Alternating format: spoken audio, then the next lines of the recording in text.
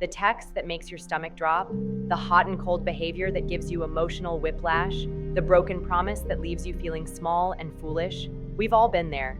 That moment a man does something that hurts you and your brain floods with 1,000 questions, all of them starting with why.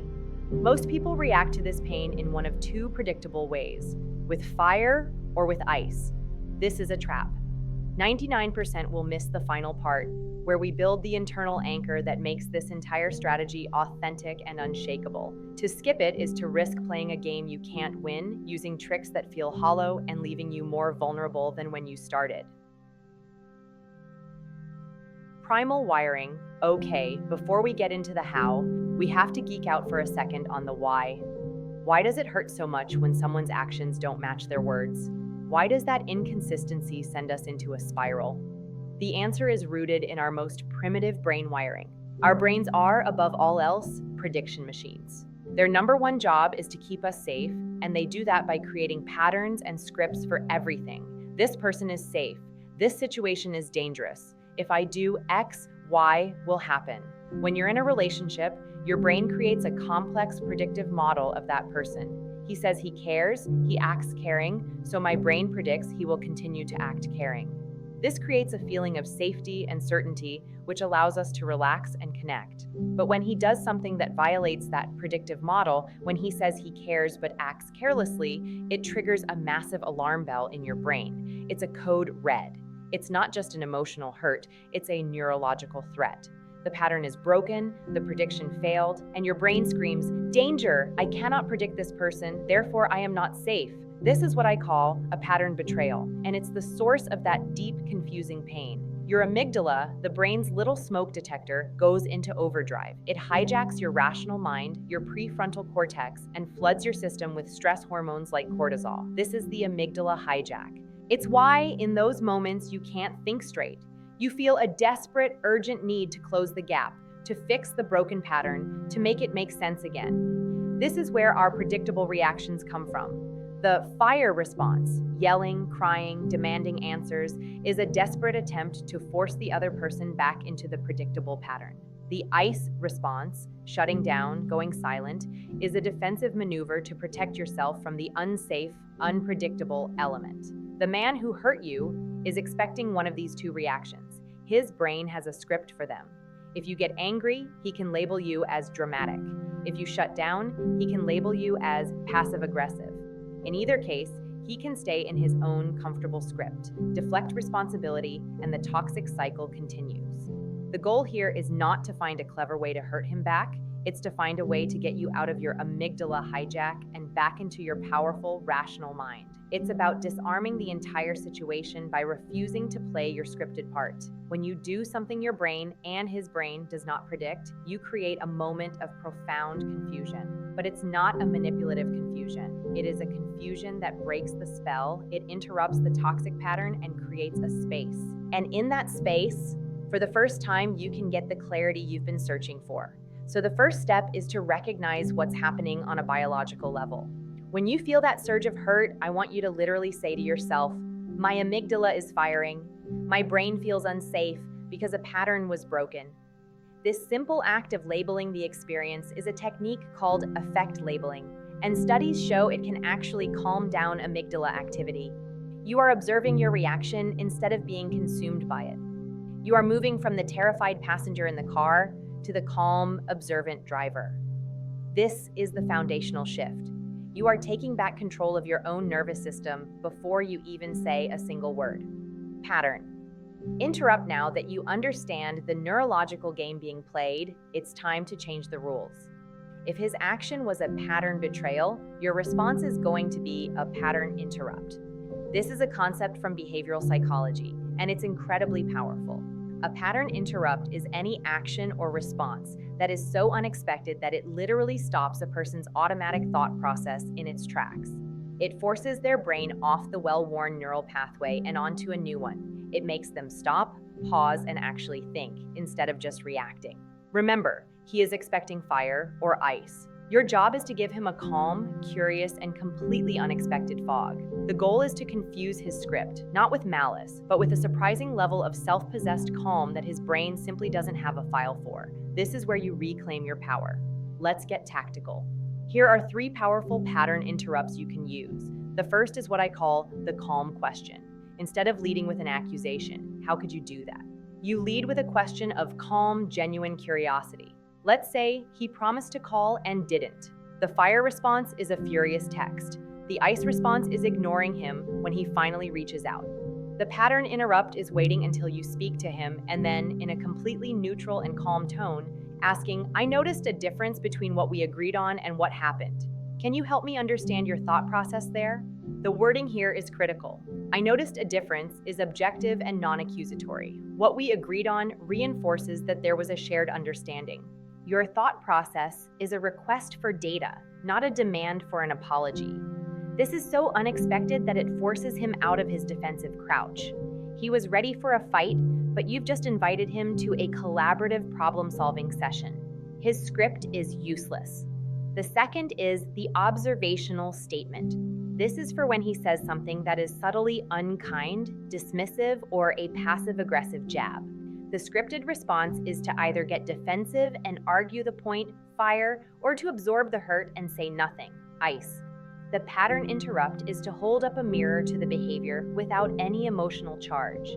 You look at him with a neutral expression, maybe a slight head tilt of curiosity, and you simply state what you observed. That's an interesting choice of words. Or, I'm noticing that when I bring this up, your tone of voice changes. Or simply, and then a calm, quiet pause. That's it. You don't explain why it's interesting, you don't accuse him, you don't break down. You make a simple factual observation about his behavior and then you create a vacuum of silence. This is psychologically deafening. You are refusing to pick up the emotional rope he just threw you. You are communicating that you are observing his behavior, not just reacting to it, which is an incredible position of power. His brain will scramble to fill that silence, to understand why you're not fighting back in the usual way. The third, and perhaps most advanced, is the boundary statement. This is for bigger issues or repeated offenses. The predictable response is an ultimatum born of anger. If you do that one more time, we're done. Or a slow, resentful withdrawal. The pattern interrupt is a calm statement of your own future action, delivered without any need for his agreement or validation. It's not a threat, it's a quiet declaration of your own policy. For example, I've realized that I feel my best when I'm around people who are consistent in their communication. Moving forward, I'm going to be investing more of my energy in relationships that have that quality. Notice it's all I statements. It's not, you are a terrible communicator. It's, I feel my best when. It's not, you need to change. It's, I am going to. You are not asking for his permission. You are simply informing him of how you will be taking care of yourself. This is the ultimate confusion for someone who is used to controlling the emotional thermostat of the relationship. You are showing them that you have your own independent thermostat, and you are no longer willing to let them set the temperature. It's a game changer. Data collection. The pattern interrupt is the tool you use to crack open the toxic cycle. It creates a moment of confusion and a space of silence. But what you do in that space is everything. This is where we move from a tactical reaction to a powerful strategy for your own life. Your new role in this interaction is not a victim or a prosecutor. Your new role is a data scientist. The man's reaction to your pattern interrupt is the single most important piece of data you will ever collect about his character and the true potential of your relationship. You have momentarily taken away his script. How he chooses to behave when he has to improvise will tell you everything you need to know. You are not there to win the argument. You are there to collect clean, unbiased data so that you can make a brilliant, informed decision about your future. So, what data points are you looking for? There are essentially 3 categories of response, and you need to become an expert at identifying them. The first category is deflection and escalation. This is the most dangerous red flag. If, in response to your calm, unexpected behavior, he gets angry, raises his voice, or tries to turn it around on you, why are you being so weird and cold? You're always analyzing everything. You have your data. This is a person who relies on the toxic script to maintain control. When you refuse to play your part, his only response is to try and bully you back into your box. He is showing you that he is not capable of or interested in self-reflection. He is more committed to winning the power struggle than he is to understanding your feelings. This data point tells you that the pattern is highly unlikely to change. He is showing you very clearly that your calm is more threatening to him than your chaos. The second category of response is appeasement and rescripting. This one is more subtle and tricky. This is when he responds to your pattern interrupt with a quick apology or a promise to change, but without any real curiosity or engagement. He might say, "You're right, I'm sorry, I'll do better," very quickly, in an attempt to end the uncomfortable conversation and get things back to normal as fast as possible. He's not confused anymore. He's just found a new temporary script to placate you. The data you're collecting here is a lack of depth. He's not interested in understanding why you're calm, he's just interested in making the discomfort go away. Your follow-up experiment here is to see if the behavior actually changes long-term. More often than not, this response is a temporary patch. The data suggests he is capable of short-term adaptation for self-preservation, but not necessarily deep, genuine change. The third category is the one you're hoping for, but it is also the rarest. I call it curiosity and reflection. This is when your pattern interrupt genuinely makes him pause. You can see the wheels turning. He might be silent for a moment and then respond with a real question. Something like, "Okay, why does that feel different to you?" Or, "I didn't realize I was doing that. What does it feel like for you when that happens?" This response is pure gold. It signals that you are dealing with someone who has the capacity for self-awareness. He is not threatened by your new approach. He is intrigued by it. He is willing to step out of his own script and genuinely try to understand your perspective. His ego is not so fragile that it needs the predictable fight. This data point doesn't guarantee a perfect relationship, but it is the foundational requirement for a healthy one. It tells you that you are with a person who is willing and able to grow. Your confusion tactic has not created a wall. It has opened a door to a new, more honest conversation. And that data is priceless. Internal anchor, this is it. This is the part that makes everything else we've talked about work. You can have the perfect words, the perfect nonverbal cues, the perfect pattern interrupt, but if your insides are churning with anxiety, fear, and a desperate need for a specific outcome, it will all fall apart. He will feel your incongruence. True, unshakable power does not come from the tactic, it comes from the source of the tactic. It comes from what I call your internal anchor. It's the deep, grounded sense of self-worth that is not dependent on his reaction, his approval, or even the continuation of the relationship.